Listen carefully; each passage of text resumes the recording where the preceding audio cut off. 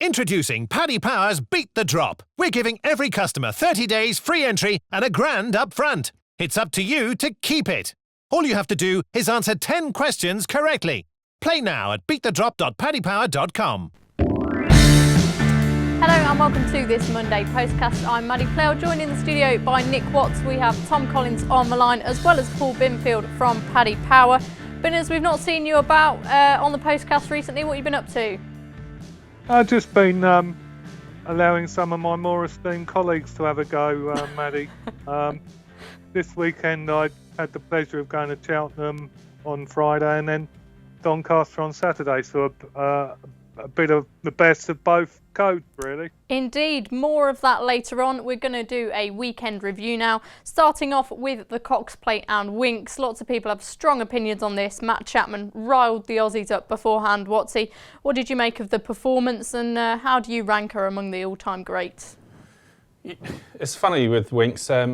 I really enjoyed the performance. I thought it was great. The fact that she's a 7-year-old and she's still mad for it and she's still winning these kind of races, I think it's extraordinary in the way they've kept her going over the years. You know, most mares this age would be in the breeding sheds by now, having nice babies. So the fact that she's still got that competitive instinct is great. And you know, I just think the debate about Winx sometimes is, I don't know, I just think it's completely unnecessary. She's great at what she does. She's proven herself time and time again, year after year. She comes out. Like I said, she's still got her appetite for racing. She's never going to face Enable or any of these because she's not going to come up to Ascot or anywhere like that. Why should she? There's plenty of good stuff for her in her home country. If we thought she was winning substandard races, then why aren't we sending more horses down there to go and pinch the Aussie dollars? We haven't done that. I just think I get a bit annoyed sometimes about these debates about, you know, greatness and numbers and figures that she posts and horses that she beats and all that. All you can do is beat what's put in front of you. We don't know, you know, what she's got left in the locker because, you know, there's her running style. To test her, is there really? Yeah, her running style does make her look possibly more hard work than it is. She always gets there, you know, when it matters most. And you know, I don't care if she's, you know, comes in on the figures a few pounds below the likes of Cracksman and that. I just think that's irrelevant. Let's just enjoy a great horse for what she is. They come along very rarely. There was a massive buzz about the Cox Plate at the weekend, and a few guys on Twitter who I know that went over there and present on the day said it was absolutely fantastic. So why can't we just enjoy that and just, you know, the debate about numbers is just boring, it's dry, and to me it's not particularly relevant. Yeah, I totally agree from a personal perspective. I think what she's done for the sport as a whole is amazing, how she's attracted such people to the track. And, you know, I think over here, if she would have come over for the Queen Anne, what would she have proven? You know, it was a weak race anyway, and she had lots more to gain by winning a 4th Cox Plate. Tom Collins, you're someone who's more into the sort of figure side of things. Are you one of these people who still sort of doubts her a little bit, or are you coming around to the thinking of me and Watsy where you just enjoy watching her now? I echo both your sentiments, really. I think she's obviously a top class horse and she's done brilliantly well to win so many races in a row. Fantastic training performance from Chris Waller as well. I don't know. I think I've never really taken to her. I don't think she's amazing. She's done really well, but she hasn't actually beaten anything. I mean, Ben Battle didn't run his race, I don't think, personally. Why do you think he didn't run his race? Where have you got that from? I'm not sure. I just think he's better than that. I think he'd finish a lot further ahead of Humidor and Rostropovich than he actually did. I think I'd like to see her come over, but obviously I don't think she will. I don't know. It's a good training performance. She did make them look silly, but it's just another day at the office, really, isn't it? Nothing didn't really wow me. Okay, that's interesting. I thought she was beaten at one point because I thought, you know, the Europeans were all close up. They didn't seem to go that fast and they were in the perfect position, but she just blew them away. She just had too much class for them. 10 consecutive Group 1s, a 4th Cox Plate, 29 consecutive wins now for Winx. Binners, what was your reaction, and did you shorten her up for any future targets? No, I didn't really shorten her up, Maddie. You've come up with a few statistics. She's won 22 top class races now. She's got that 10th consecutive Group 1 win, eclipsing Zenyatta and the great unbeaten Frankel. What a horse she is. It's been great for the sport, and we look forward to seeing her wherever she turns up next. Exactly. I think she's a great draw for the racing public, and that's the main thing. Moving on. Sorry? For instance, how he put her in the same category as Zenyatta and Frankel. I mean, consider those 3 horses, and I just think she's nowhere near as good as both of those. I don't know why. I mean, they're completely different horses. Zenyatta did her winning on the dirt, but I don't know. I just can't see her at the same level as Frankel and Zenyatta, really. Can you sort of respect what she's achieved, though? Is pretty extraordinary. Yeah. Like, we've not had anything like her calibre over here, have we? Who've raced for that amount of time and have had that amount of a winning streak? No, but as people say in football, I wonder if she could do it on a cold Monday night at Stoke. Do you know what I mean? She's beating the same horses at the same tracks, and I don't know. I feel like she needs another big test to actually prove her mettle over here. I don't know. Yeah, that's just my opinion. Perhaps there's not. I don't think there's been that much strength and depth to the Australian middle distance sort of division this year. So maybe, if a good challenger came through. I know she's a few pounds below her best officially on Racing Post ratings. But anyway, we'll move on to Doncaster and the Vertem Futurity. Magna Grecia winning from Phoenix of Spain. Watsy, you were keen on Phoenix of Spain beforehand. I thought he ran a really good race, but Aidan O'Brien, isn't it? Yeah, I thought he was slightly unlucky. I always thought he stayed a mile really well. So when he kind of started to nose into the contest about a furlong out, I thought, we're in business here. He's going to come through and win. And he was quite strong to the line. I just think the interference he suffered, it obviously wasn't enough to amend the result. But there was a very fine margin in the line. And, he did, at the very least, I think, get a little nudge off Magna Grecia. It could have made the difference. The stewards decided not on the day. Charlie Hills was thinking of appealing. He's decided against it. So he's accepted the result with good grace. In terms of what the form's worth, I'm not sure it's outstanding form. Western Australia was in third, 50 to 1 shot. He's been beaten quite a few times. I don't think he's anywhere near the top of Ballydoyle's pecking order. A few people talking up Magna Grecia afterwards as a Guineas horse rather than a Derby one. I think O'Brien has got doubts as to whether he'll stay middle distances. And as a winner of a Futurity, then you'd have to respect him. But I'd be surprised if there wasn't better horses around at Newmarket next May than Magna Grecia. It looks like it being a stellar contest with the likes of Too Darn Hot, Quarto, if he gets there as well, involved. So for me, the form wasn't brilliant. I kind of think the Hills camp would be disappointed. I think they thought that was a winnable Group 1, and I'm sure it was. And it was a good spot by them to run Phoenix of Spain. He had the form coming into the race, and I think they'll feel a little bit aggrieved that it was one that got away for them. Yeah, I've got to admit, I didn't really warm to Phoenix of Spain when he first won the Acon, but I think he put in a really good shift on Saturday, and he's a horse who I'm sort of coming round to liking an awful lot. Binners, am I right in thinking Magna Grecia, you cut him twice for the Guineas next year? Well, we started off cutting him for the Derby immediately after the race, Maddie. But then, as Nick has already mentioned, Aidan was saying Donica thought he might get 10 furlongs next year, and he's got the speed for the Guineas. So we then cut Magna Grecia for the 2,000 Guineas, and he's now 14 to 1 from 20 to 1 in that list, with Aidan's 10 sovereigns slightly above him at 10 to 1. Tom, where do you see Magna Grecia in the O'Brien pecking list for next year's classics? Certainly not at the top, I don't think. I'd rather send him over longer, to be fair. I think they obviously think he has some kind of stamina, because they went off at a blistering early pace with the two stablemates, and they're obviously trying to burn out the finishing kick for some of his rivals. Thought he did it quite well in the end. O'Brien obviously got his tactics spot on, as he always does, and I hope Phoenix of Spain's a really nice horse for Charlie Hills next year as well, because he's done it well this year, and Hills could do with another big horse with Batash kind of disappointing. Yeah, Charlie Hill's a brilliant trainer, and he deserves another big star. Moving on to Cheltenham, we had the showcase meeting on Friday and Saturday.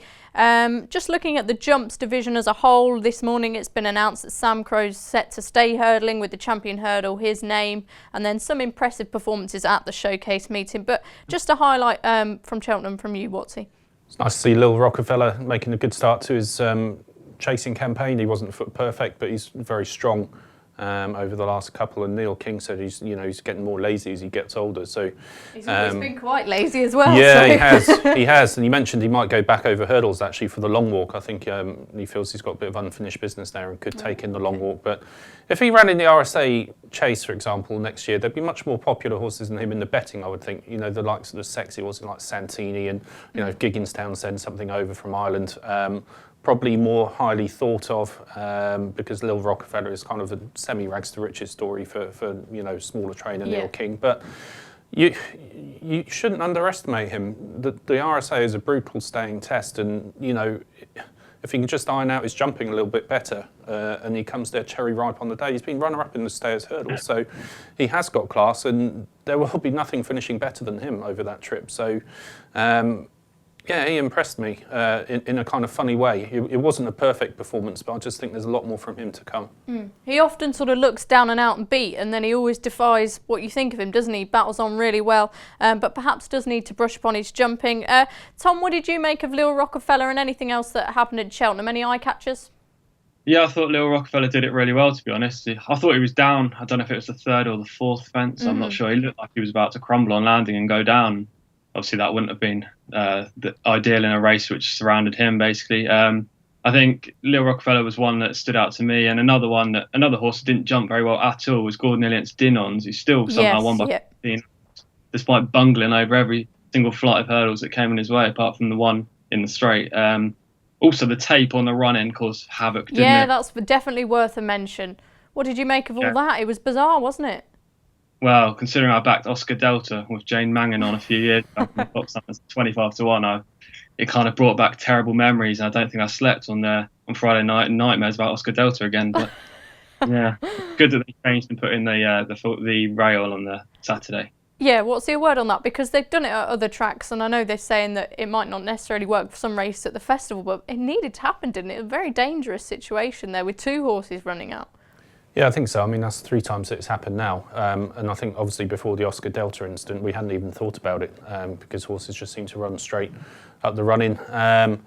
There is a dead end after the line at Cheltenham. It kind of funnels them in. And, I suppose it could be a bit confusing. And obviously the things that happened on Friday, I think if it happens 3 times, then that's, getting too much then and they need to take action. Simon Clace was saying it's not an easy situation to deal with because you're having to play staff around a live horse racing event where you might have... Tracks do it, don't they? There's similar sort of things in place at other tracks where they move a rail in mid-race, so... They do, yeah. It's an unfortunate situation for the horses concerned, and the connection to the horses and people who backed it is very frustrating. So, they came up with a kind of fix for Saturday. And I'm sure it's something they'll be kind of, they won't allow it to rest. They'll be monitoring that for the rest of the season now. And they've only got, 2 or 3 weeks to the November meeting there. So I'm sure Simon Clace and his team will, sort that out. Yeah.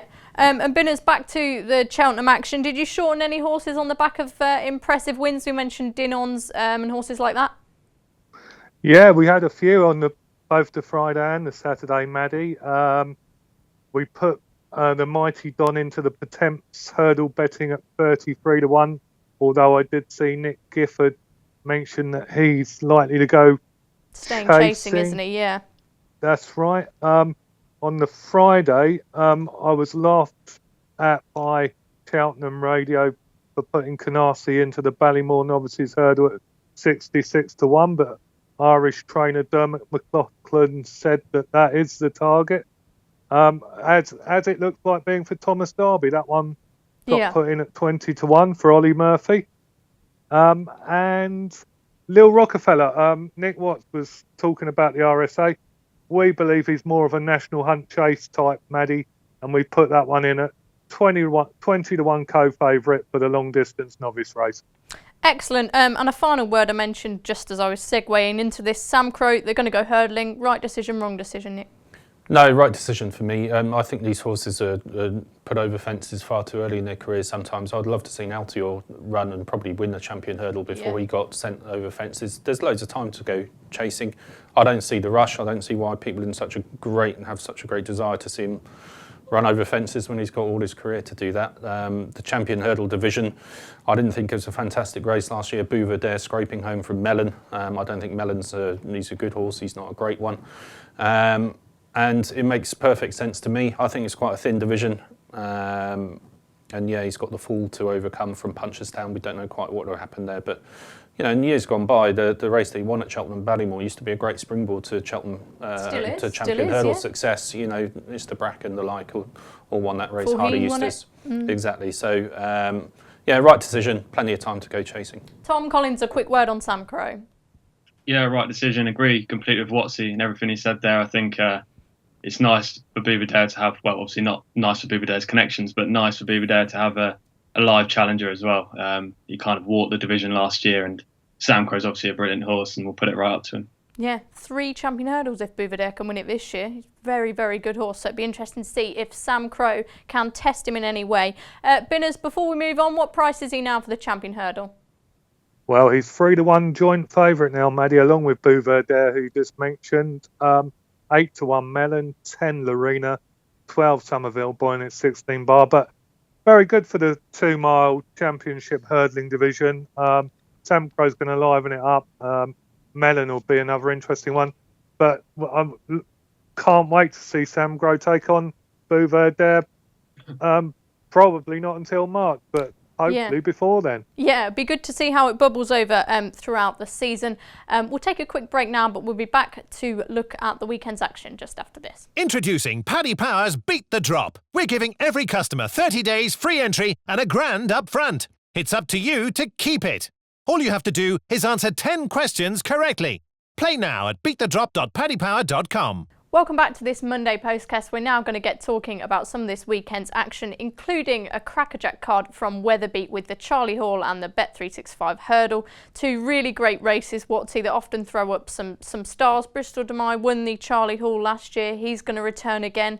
Thistlecrack, my favourite horse, is obviously going to be returning as well, fingers crossed. You're not hunter chasing now, no? Oh, how dare you. And the Bet365 Hurdle, obviously, we were speaking beforehand about how Native River ran in it before he won his Hennessy, what is now the Ladbrokes Trophy. So plenty to get excited about.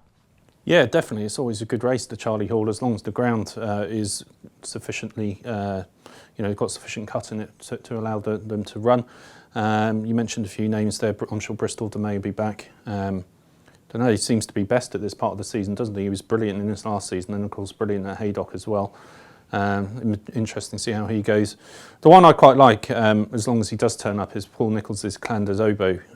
He seems to have been around for ages, but he's only 6 actually, and been noticeable that Nicholls has been very he's taken his time with him. I think he thinks a lot of him, but he didn't want to over-race him too much too soon. So he's really picked and choose his kind of targets carefully, but he did go to Aintree. He missed Cheltenham last season because he wasn't quite right, but he went to Aintree and at the deep end dipped his toe in the water against Mike Bite, and I thought he ran really well. He ran a really, really good race. I'm sure Nicholls would have been delighted with him and thought, right, put him away now, get him right in the summer, and we've got something to go to war with. I'm slightly conscious that, like I said, he has been around a few seasons now and he probably hasn't quite delivered to his maximum of what he can do, and you wonder if, could he be another Safia Derir kind of horse that promises a lot and maybe doesn't quite get there. But at this stage, I'm quite keen to give him the benefit of the doubt, especially on the back of that Mike Bite run, and if Nicholls has got him wound up, if there's a bit of dig in the ground, I think he'll go really, really well. So if he ran, it would be Clan des Obeaux for me. Yeah, and injecting some sort of new blood into the race, isn't it? With Bristol De Mai, if the ground's not soft, maybe we won't see him to his best. He sort of tailed off towards the end of last season. Just want to highlight that Bruce and the team will be going through all these races on Friday's show. We're just going to have a broad overlook of them at the moment. Tom Collins, what do you make of the Charlie Hall at this stage? Yeah, it looks a good race, doesn't it? And it's exciting to see Thistlecrack back after a 312-day absence. I know you absolutely love Thistlecrack. I'm a huge Thistlecrack fan as well. He's a great horse and hopefully returns to something like his best. It's also interesting to see that Don Poley's got an entry in the race. I've just seen 600 odd days off, so interesting if he runs there as well, because obviously it's a big target for his first run back after such a long layoff. Clan des Obeaux will like the ground, Bristol De Mai won't, so we'll see what happens there. Yeah, we will. Binners, no betting at this stage, but plenty to get excited about, as we've touched on. Yeah, Nick mentioned Clan des Obeaux. I think he is interesting. He's not won a Group 1, so he gets into the Charlie Hall with no penalties. Apparently his big target is the Betfair Chase, for which he's 20-1. Excellent. But Paul Nicholls has an abundance of riches, and it doesn't matter what the ground is, because if it's better ground, he's talking about running Black Coulton. This one won 8 times in his first season over fences last year, so that was pretty impressive. And he could run in the Ladbrokes Trophy after the Charlie Hall if he runs there, and he's a 20-1 shot for the Newbury Extravaganza. There you go. So plenty of prices on Blackcourt. Be interesting to see if you can follow last year's exploits. And a word on the sort of staying hurdle division. Watsy, no Sam Spinner. He's not going to turn up in the Bet365 Hurdle, but we've got the likes of Holstone and the usual pretenders probably turning up for this one. What do you see happening in the division this year? Any sort of long-range fancies for Cheltenham or anything like that? I see it being quite similar to what it was last year, to be honest, or last season. The difficulty is in this division is that the kind of one you want to centre it around is Penhill, being the reigning champion. He's obviously a very good horse. He's got a good turn of foot from his flat days. He is unlikely to be seen again before Cheltenham. It's something Mullins did with Q Vega very successfully, of course. Yeah. Penhill doesn't take a lot of racing. He goes very well fresh, so I imagine you're not going to see him all winter until he comes back in March. And I could see him winning another one, to be honest, with that turn of foot that he has. He obviously stays much better than I ever thought he would, bearing in mind he won for Luca Kamani on the flat over kind of middle distances, but he obviously does stay. And with that flat turn of foot, he's always going to be, a potent force in this division. If Holstone runs, I haven't heard much about Holstone lately, but admirable horse though he is, he's just maybe a rung or two below the best. Little Rockefeller, actually, interestingly, Neil King at the weekend said, although he has gone chasing now, might still go back over hurdles for the long walk at least. And he is one that, if it didn't quite work out for him over fences, he's always got that option of coming back hurdling. And that can happen with a few horses over the winter. They start off maybe going chasing, don't enjoy it, don't get on with it, and then come back hurdling. Of course, Yanworth did it last season. Yeah. He's out of the picture until at least the second half of the season. So it's very early in the year. It's a wide open division. I think Penhill's 6-7 to 1, the field market leader. It's just a watching brief at this stage for me. Yeah, we mentioned earlier with Sam Crow and a lot of trainers choosing to go chasing with their novices, the likes of Santini, Kilbrick and Storm, horses like that are going to go over fences, Tom. So it leaves a bit of a void in this division. Who do you think can exploit it? God, it's far too early for this, isn't it? It's still a flat season in my head. Breeders' Cup first, and then we start thinking more of that in a little bit. Then we start thinking of the jumps. I don't know. It depends what the ground happens on, what it's like on all the big occasions. If it's good, then Penhill, is what he said, can probably exploit it again and use his speed. But if it's soft, then who knows? Sam Spinner, I don't know. It's far too early, I think. Okay, and Binners, a word on the Bet365 Hurdle from you. Yeah, not quite sure what's going to turn up, Maddie, but one horse that is, I believe, is Old Guard of Paul Nicholls, the old favourite down at the Ditchy Nerve Centre. Paul was saying that he sharpened him up when he ran quite well at Kempton last time, and it'll be interesting to see how he gets on. And interestingly, he might go chasing later in the season, so that'll be a treat for us to look forward to as well. Yeah, so Binners is hoping for the big Paul Nicholls double then at Wetherby on Saturday. Ascot also hosts a really good card, including the Sodexo Gold Cup Handicap Chase, won last year by Go Conquer. A quick word on how we approach these sort of handicaps. Again, we don't know who's running just yet, but do you look for novices? Do you look for horses that have had a run? Do you look for stable form, jockey form? How do you approach them? What's your sort of checklist? I think at this time of the season, stable form is probably one of my most important factors. Looking at who's started the season with a bang, who's got off to got out of the blocks really quickly, and if you've got a horse in this handicap who is trained by someone who's had a few winners already, it does just give you that extra bit of confidence. For example, Emma Lavelle's she's got off to quite a good start in the season. Yeah. She had Paisley Park win yesterday at Aintree, and because she'd had a couple of winners beforehand, it does give you confidence, although it was his first run back, that he was going to show something like his best. So it just gives you that extra bit of reassurance, I think, if you're following a trainer at this early stage of the season who has hit his straps and who has had a few winners, is definitely something to consider before we get into the teeth of the season when everyone is pretty much at the same stage. Yeah, and also on, I hate to be on a downer, but also on the other hand, you have horses like Philip Hobbs, who unfortunately last year didn't have a great year, so it sort of turns you off some of his horses in a way. Tom Collins, what do you look for when assessing a handicap like this? I like race fitness. This early in the season, I think it's good to have a horse that's nearing its, well, not nearing its peak, but close to its peak. Some horses will be only 70% fit with the big festivals in March and Aintree likely to be their targets, and So a horse like Traffic Fluid, who I think's actually entered for the Sodexo Gold Cup, he finished well to finish second. No, he ran well, sorry, to finish second the other day at Chepstow behind the young master, Gary Moore, race in 2016 with Anthony, race fitness, and he's quite well handicapped over fences, so I think he could go close. And there are some other horses in there with good recent runs that also need a second look. Okay, and Binners, finally a thought from you. Well, I'm a great believer in the old adage, horses for courses, Maddie. So I'll be looking for something that's run well at the Queen's venue before. And I agree with Nick about trainers in form. You've already mentioned I'm hoping for a big Paul Nicholls double up at Weatherby. What's he got in this one? Well, that's the big question. I'd like to know, Maddie, but Paul Nicholls' horses are running really well. Frodon won yesterday. Yep. He's in very, very good form, and whatever he lines up in this big handicap chase, I'll be having a very close look at. Yeah, fabulous performance in the Old Roan Chase from Frodon on Saturday with Bryony Frost in the plates. It was like old service resumed. We're going to have a look at the Breeders' Cup just after this break. Introducing Paddy Power's Beat the Drop. We're giving every customer 30 days free entry and a grand up front. It's up to you to keep it. All you have to do is answer 10 questions correctly. Play now at beatthedrop.paddypower.com. Welcome back to this Monday Postcast. As promised, we're going to hit on the Breeders' Cup now. The Longines Breeders' Cup Turf is the main race we're going to be looking at. What's he Enable going there after winning the Arc? No horse has won the Arc and the Breeders' Cup Turf in the same season. Several horses have done it, but not in the same year. What chance does she have? I think it's a risk. It's a massive risk.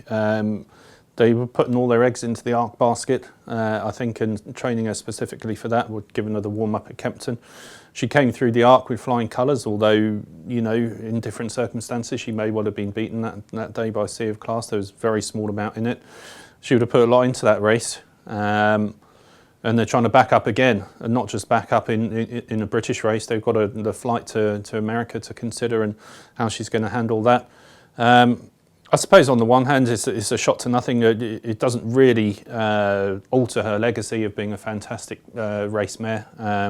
So in that sense, it probably doesn't affect that much. And so they're thinking, well, let's roll the dice and see what happens. But if she does that on a different, you know, with the travel, going abroad after a hard run in the Arc, after a difficult year when she's had injuries, if she comes through all that and wins, then hats off to her. You know, she's, you know, magnificent. That's all you can say. So I really hope she does do it. But it would be a tremendous training performance for John Gosden to bring this one off. Yeah, it's a similar story with Roaring Lion, isn't it? How he has nothing to lose. It's great to see him over there. I think that's the main thing. It really makes the races interesting. More of Roaring Lion a little bit later on. Binners, some horses from the Arc looking to reoppose, the likes of Wild Geist, maybe Talismanic too. How do they bet? Well, we go 2-1 on Enable, Maddie. Then it's 3-1 Roaring Lion, 5 Valgeist, 11-2 Magical, 12 Channel Maker, and it's 14-1 the rest. Yeah, TC, I know you follow your American racing, but their division doesn't look that strong this year. Do you think it's definitely going to go to a European contender? Yeah, I think Enable's the best horse in the race, and provided she travels over fine, then I think she'll win quite comfortably, to be honest.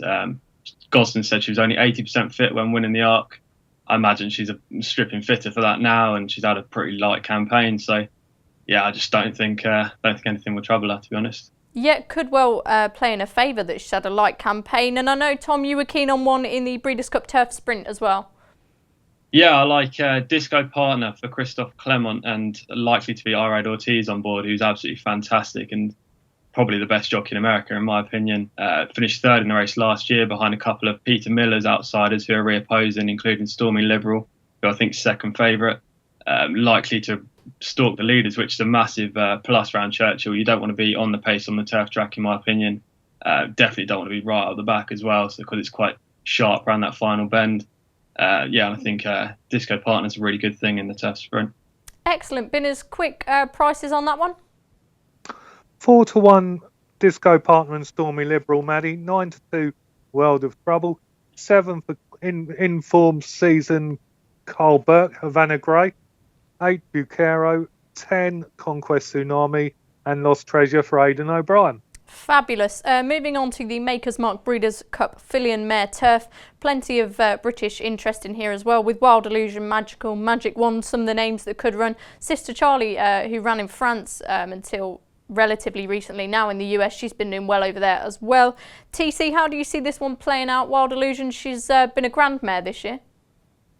Well, when it comes to Breeders' Cup, I often just try and ignore all foreign challengers, to be honest. I don't really like Wild Illusion. I think being back from 3s into 2s already, I don't really see why she should be that short, to be honest. She's a good filly, but I think Chad Brown's got a couple of really exciting horses in there, Sister Charlie being the number 1 string, and I think Sister Charlie can use her absolutely incredible turn of foot. Yeah, she is. She's fast, isn't she?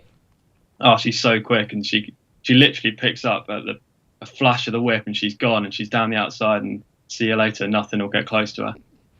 Okay, I like that very much. Binners, what price Sister Charlie? It sounds like a relatively confident selection from Tom again.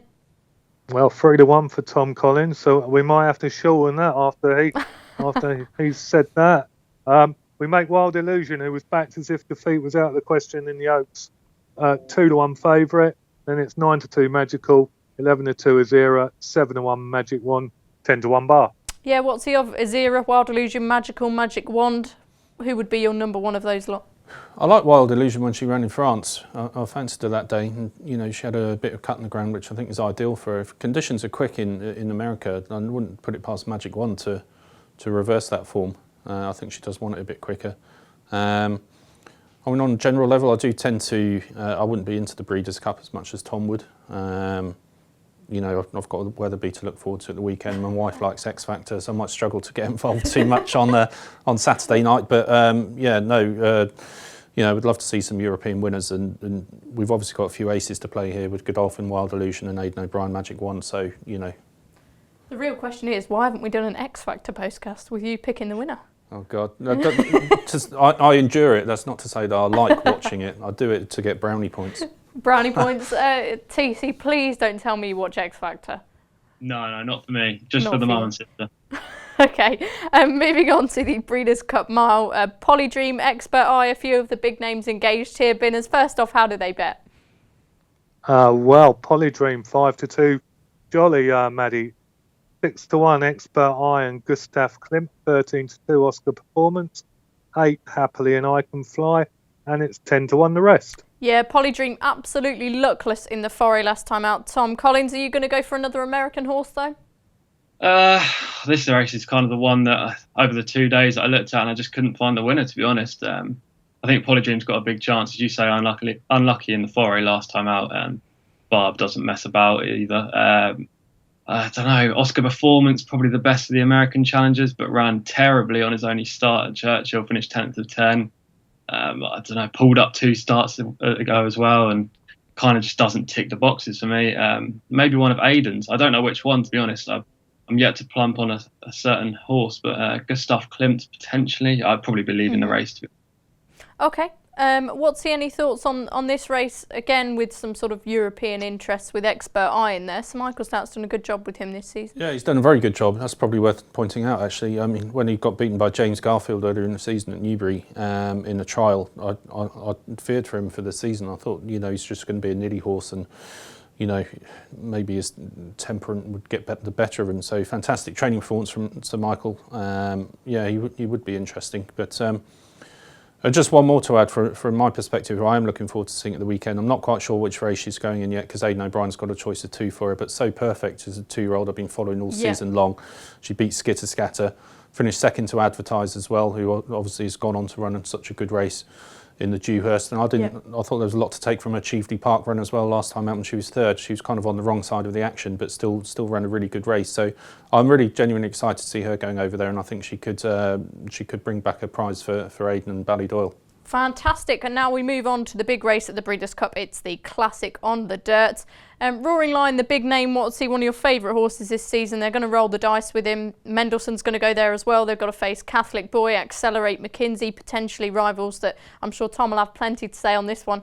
But, you know, do you really think he can do it? You've had a lot of belief in this horse all season. Yeah, a lot of belief in him, but he's had a lot of hard racing lately, and, you know, all the pedigree experts are saying that Kitten's Joy, you know, wouldn't be able to produce a classic winner, and maybe, you know, might not be suited to the surface, which is obviously a major consideration. It's something new for him. It's something he hasn't experienced before, and he's taking on horses who have experienced it and have excelled on it. So he's at a natural disadvantage. He's going to have to be very, very good to win. Obviously, Gosden's won it before with Ravens Pass, but that was a bit different because it was a different surface, so it was easier for him then. This is very, very hard, and at least Aidan's gone about it the right way with Mendelssohn, trying to give him a bit of experience. I can understand them going for it with Roaring Lion. Nothing to lose, brilliant season, but I think he's going to have his work cut out. Yeah, Tom, it looks a cracking race, doesn't it? Who's your number one selection? Well, I absolutely love Roaring Lion as a horse, but he's got no chance whatsoever. Literally no chance. Fighting talk there. I think I mentioned biases earlier on the turf track. I think on the dirt track, you need to have a look at the early races on Friday, potentially. Churchill Downs often really just suits those horses directly on the pace, especially those that race wide. I think sometimes the dirt right next to the rail can ride really dead, and it's pretty hard. He's got to deal with the kickback as well, hasn't he, Roaring Lion? Yeah, exactly. That's another reason why he just doesn't win this race. I think shameless plug as well. I'm on Pricewise on Friday and Saturday, so make sure you look out for the tips for the Breeders' Cup, but also there we go. The Classic. I think Javier Castellano is going to win the Classic this time aboard Catholic Boy. Ran really well last time out when winning the Travers by 4 lengths, going at an absolute blistering pace early on. He's likely to be on the pace alongside Accelerate. Both of those two will probably fight out the finish, I think. It's going to be a thrilling race, and hopefully Catholic Boy comes out on top. Okay, Paul Binfield. So Tom Collins has Catholic Boy and Accelerate fighting out the finish of the Breeders' Cup Classic. How do those two bet in the market? Well, he's got 2 of the 3 market leaders in there. That's typical Collins, that. He can't tip an outsider. Well, listen, if the horse wins, Racing Postcast listeners won't be complaining. 11-4 Accelerate, 5-1 McKinsey, 6 Catholic Boy, 13-2 Roaring Lion. What a season that horse has had. 7 West Coast, 9 Mendelssohn, and it's 10-1 the rest. Okay, and any thoughts finally from you, Binners, on the Classic? I agree with your man, Catholic Boy, for Jonathan Thomas. He's really improving at a rapid rate of knot. He won the Belmont Derby and the Travers Stakes, both over this trip, both top class races, and I think Roaring Lion will have his work cut out to tame him. Okay, we'll move on to the Melbourne Cup now, a race that's obviously not going to happen just yet, but lots has been happening. With Hold, he bled in the Geelong Cup. Latrobe's no longer going to run. Duretto is also in doubt. But then we've also got the likes of Yucatan, who won the Herbert Power so impressively, and Magic Circle. Still looking like it's going to go the way of the Brits at this stage, Watsy. Do you agree with that sentiment? Are you going to be looking at anything else, or who's your money with? I think I'll probably stick with cross counter. Okay. It's a funny race, the Melbourne Cup, because it's over 2 miles, so you think you need to stay to win it, but you actually don't. It's better to have a horse that can excel over 1.5 miles, 1.5 miles and 6, and can stretch their stamina out to be effective over the 2 mile trip.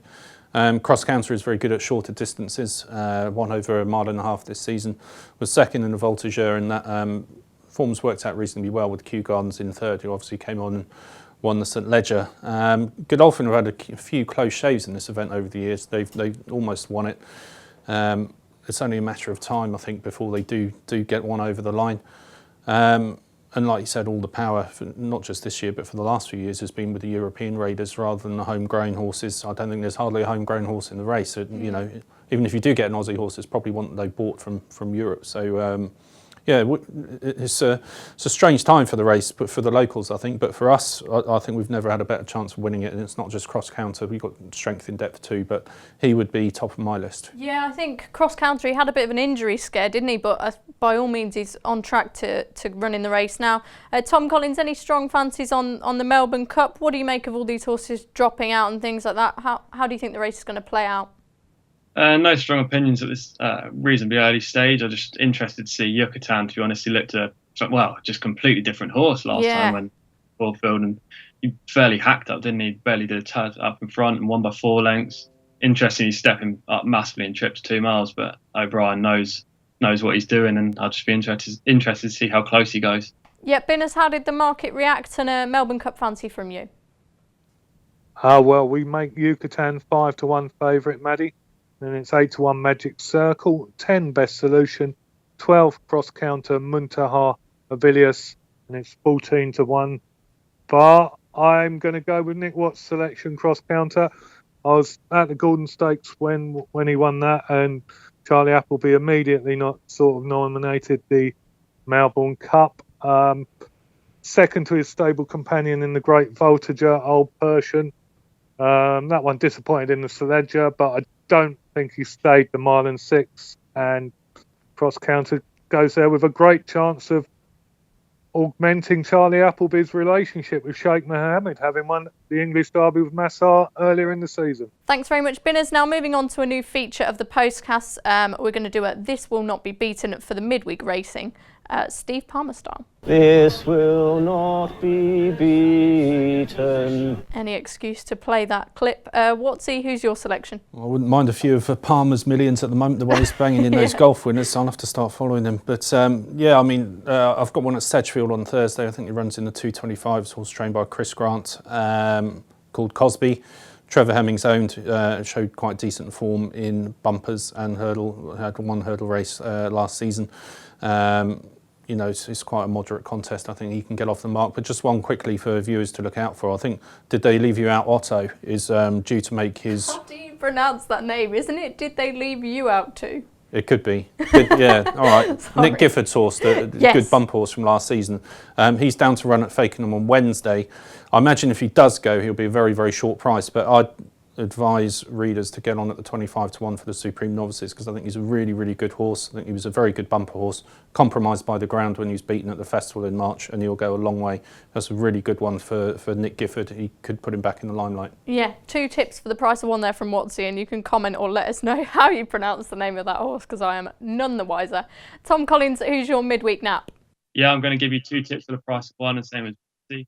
First of all, Nottingham on Wednesday, Eve Johnson Horton's Garrison Commander, who goes in the 2nd division of the Golden Horn Maiden. Obviously, he won the race back in 2014. Garrison Commander ran really well on debut, went 3rd at Salisbury behind the Useful Flashcard, and he looks a very good horse for Johnson Horton for next season. Also on Friday in the Breeders' Cup Juvenile Filly Turf, Chad Brown's Newspaper of Record. I think the race goes off at 8 o'clock. She looks a very exciting prospect, won both of her starts by 6 and 6.5 lengths.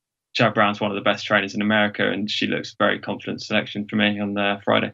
Okay, some nice selections there. And Binners, finally, a nap to end on. Yeah, I'll leave Nick Watts with his tweed. I'll be wearing my TK Maxx suit to Newmarket on Friday. Michael Bell's Lady Aria in the listed Bosworth Sham Stakes at 140. This was an easy winner of a Haydock Maiden last time. Second in a group through the Dick Paul Fillies listed Group 3 race before that. The winner let the form down in the Rockpool Stakes, a Roger Varian animal, but was very edgy beforehand, and I'll stick with Lady Aria. Okay, some really good selections there for midweek. Make sure you keep your eye on those. If you enjoy these shows, make sure you rate, review and subscribe wherever you are listening to us. Don't forget to listen to our weekly golf postcast every Wednesday and our football shows on Thursday. Bruce and the team will be back on Friday to look ahead to an action-packed weekend of jumps racing and a preview to the Melbourne Cup as well. A very detailed preview that will be, I'm sure. Thanks for joining us, and we'll see you soon. Introducing Paddy Power's Beat the Drop. We're giving every customer 30 days free entry and £1,000 up front. It's up to you to keep it. All you have to do is answer 10 questions correctly. Play now at beatthedrop.paddypower.com.